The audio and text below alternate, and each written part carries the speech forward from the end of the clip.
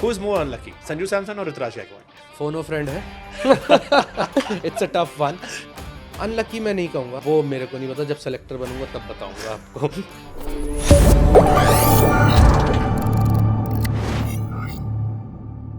कई लोग मानते हैं ऋतुराज गायकवाड़ की किस्मत थोड़ी सी 19-20 है, अपॉर्चुनिटीज कम दी जा रही है कंपैरिजन में. 3 नंबर पे खेला, ऑस्ट्रेलिया में शतक मारा, नीचे भी 4 पे खेल दिया, बट आपने ड्रॉप कर दिया. देखिए, वो तो पार्ट एंड पार्सल है, वो तो चलता ही रहेगा. लेकिन आप ये देखिए, वो जब जब मौका मिलता है वो आके कुछ अलग ही नज़र आता है. तो मेरे लिए ये दो प्लेयर खास है. Who is more unlucky, Sanju Samson और ऋतुराज गायकवाड़? फोनो फ्रेंड है. It's a tough one. See I won't say unlucky because team के कॉम्बिनेशंस अब जिस तरीके से बनानी होती है तो उसमें अनलकी मैं नहीं कहूँगा. But still he is not playing in Duleep Trophy also. Sanju Samson को दलीप ट्रॉफी में भी हाँ, 60 में नहीं रखा वो गया. थोड़ा सा मेरे लिए सरप्राइजिंग था. तो या तो फिर सेलेक्टर्स के नज़रिए से वो उनकी रेड बॉल की स्कीम में नहीं आता, क्योंकि Sanju Samson is a brilliant player, one of the best keeper batsman around. पर वो अगर सेलेक्टर्स की रेड बॉल स्कीम में नहीं आता तो फिर there is no point. Which is but how you जज की रेड बॉल स्कीम में है ही नहीं. इज लाइक अभी उनकी उम्र भी है, अच्छा खेलते हैं, वनडे में एक लंबा शतक अफ्रीका में मार के आए, वो तो क्लास बैटिंग करी थी वहाँ पे उन्होंने. और उसके बाद ओडीआई में ड्रॉप हो गए. टेस्ट में तो आपने कभी कंसीडर ही नहीं किया. हाँ. जबकि बहुत सारे 8-10 विकेट कीपर सेलेक्ट हुए हैं. देखिए, वो मेरे को नहीं पता, जब सेलेक्टर बनूंगा तब बताऊंगा आपको. अभी फिलहाल नहीं सो एज अ क्रिकेटर, जैसे कई बार आपके साथ भी हो गया, आपने अच्छा किया होगा, आपको लगता होगा आप डिजर्व करते हो ji. So how you handle yourself. जैसे संजू सैमसन अभी होंगे, सो उनको कैसे अपने आप को हैंडल करते होंगे ये लोग? आई थिंक बहुत ज़रूरी होता है कि जो चीज़ें आपके कंट्रोल में नहीं है.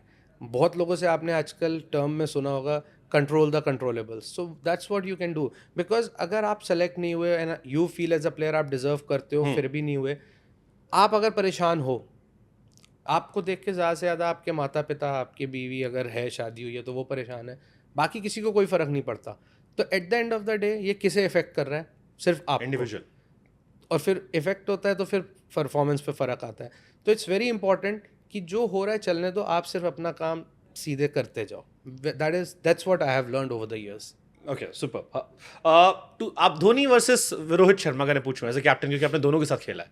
सीएसके में भी खेला, इंडिया में भी खेला, अभी आप रोहित के साथ खेल रहे हो. कैप्टन में क्या डिफरेंस आपको दिखता है? Because Ravi Shastri somewhere said कि Rohit is almost close to MS Dhoni in terms of captaincy. No doubt he is because अगर आप दोनों ही देखें, दोनों ही बहुत ही काम करेक्टर हैं, बहुत जल्दी पैनिक नहीं करते. वो गेम की सिचुएशन को रीड करके जिस तरीके से गेम चलाते हैं. एक कैप्टन, एक लीडर का काम क्या होता है? गेम को चलाना. कई बार होता है गेम का पेस बहुत होता है, आपको गेम स्लो डाउन करना है. कई बार होता है कि चीज़ें अच्छी जा रही हैं, आप फटफट करके ओवर निकाल देते हो. तो दोनों लोग जिस तरीके से चलाते हैं game, I think that's why these two franchise the most successful. If you have to pick one then you can't compare, to be honest. Like आप दोनों अलग हैं, सिमिलर कह सकते हो, बट फिर भी कहीं ना कहीं थोड़े अलग हैं. तो you can't pick one because आप ऐसे बोलो कि नहीं यार धोनी भाई बेटर हैं, रोहित नहीं है, या रोहित बेटर हैं, धोनी भाई नहीं है, तो that will be unfair. Okay, ये मैं इसलिए पूछ रहा था क्योंकि 2011 में जब टीम चुनी गई थी तो एक खबर आई, कितनी सच कितनी झूठी हमें नहीं पता, आप वेरीफाई कर सकते हो, कि गैरी क्रिस्टन से लेकर बाकी सब रोहित शर्मा को टीम में चाहते थे कि रोहित शर्मा उस टीम का हिस्सा बन जाए. इट वॉज MS धोनी जिन्होंने पीयूष चावला, 14 लोग सेलेक्ट हो गए थे, 15th नाम को लेकर चल रहा था, ये होगा या ये होगा. धोनी ने पीयूष चावला का नाम रिकमेंड किया एंड रोहित शर्मा के ट्वीट अभी भी वायरल होते हैं जो रोहित पर ने उस ट्वीट में मेरा नाम नहीं है कहीं, ना धोनी भाई का ना गैरी क्रिस्टन वो का. उनकी अपनी कहानी थी, उनको सिलेक्शन नहीं हुआ, ही वाज डिसअपॉइंटेड. बट वो मतलब बड़ा इंटरेस्टिंग किस्सा रहा 11 का फिर तो. लेकिन जब आप इंडिया में खेलते हो तो कहीं ना कहीं आप 3 स्पिनर तो लेके चलोगे. तो उसमें अश्विन ऑफ स्पिनर, भज्जूबा ऑफ स्पिनर, तो फिर एक आपको अवे गोइंग तो चाहिए ना. तो फिर what's the most beautiful memory about 2011 world cup?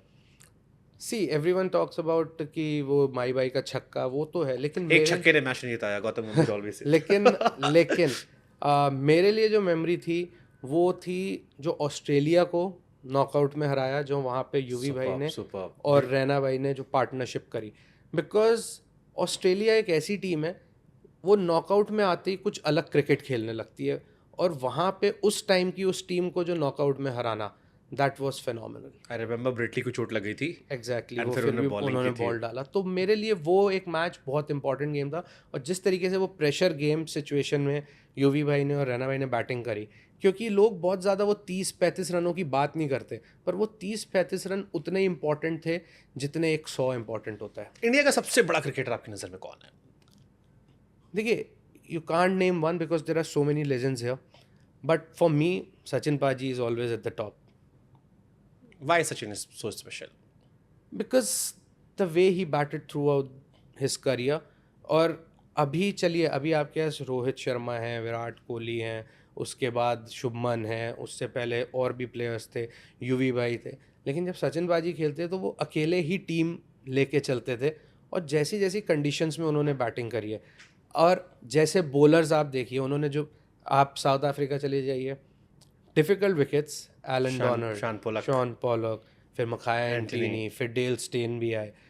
और फिर आप पाकिस्तान आ जाइए, वसीम भाई, वकार भाई, फिर मोहम्मद शोएब शामी। अख्तर, चलिए शामी तो फिर भी बहुत बाद में, आकिब जावेद, सकलेन मुश्ताक। मैंने एक बार सचिन पाजी से पूछा था, तो मैंने कहा, आप as a spinner, if I ask you most difficult spinner you ever face, he said Saqlain Mushtaq. तो क्वालिटी जो बॉलर्स थे वो, उसके बाद जैसी पिचेस रहती थी, अभी पिचेस थोड़ी अलग हो गई हैं, थोड़ा बैटर के लिए फेवरेबल हो गई हैं, पर पहले ऐसा नहीं होता था। फिर आप कहीं भी, आप वेस्ट इंडीज़ चले जाइए, वहाँ Courtney Walsh, Curtly Ambrose, Franklin Rose, तो बॉलिंग अटैक वैसे, ऑस्ट्रेलिया, नागरा, गिल्स्पी, डेम, फ्लेमिंग, फ्लेमिंग। तो वो वहाँ जाके, और फिर उनको भी पता होता था कि हमें एक बैट्समैन आउट करना है, तो बाकी लोग भी होते थे, लेकिन एक बैट्समैन पे बहुत कुछ डिपेंडेंट था। लेकिन उसके बाद भी वो जिस तरीके से बैटिंग करते थे, और वो बैटिंग करते थे, डोमिनेट करते थे। शारजा कप आज भी, मैं तो बहुत ही छोटा था, पर मेरे को वो आज भी याद है, वो स्टेप आउट हो के ग्राउंड के बाहर छक्के मारना, Shane Warne at his peak, उनको अगेंस्ट द स्पिन छक्के मारना। तो सचिन पाजी एनी डे। सुपर।